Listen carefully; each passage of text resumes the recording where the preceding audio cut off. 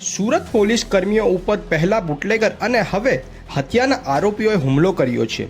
Salabatpura police મથકના 2 police કર્મીઓ પર હુમલો કરનાર 3 લોકોની ધરપકડ કરવામાં આવી છે। વડોદરાથી ઝડપાયેલા 3 આરોપીઓમાં એક હત્યાનો આરોપી છે, જે વડોદરા જેલમાં બંધ હતો અને હાલમાં જ જામીન પર બહાર આવ્યો હતો। અન્ય આરોપી પણ રીઢા ગુનેગાર છે। નશો કરવા માટે આરોપીઓએ એન્ટી ડિપ્રેશનની દવાઓનો ઓવરડોઝ લીધો હતો। આ દવાઓના કારણે વ્યક્તિ ભાનમાં હતા નહીં। એક સાથે 10 જેટલી ગોળીઓ ખાઈને તેઓ રિક્ષામાં બેસ્યા હતા અને પોલીસને જોઈ તેઓ ત્યાંથી ફરાર થઈ ગયા હતા।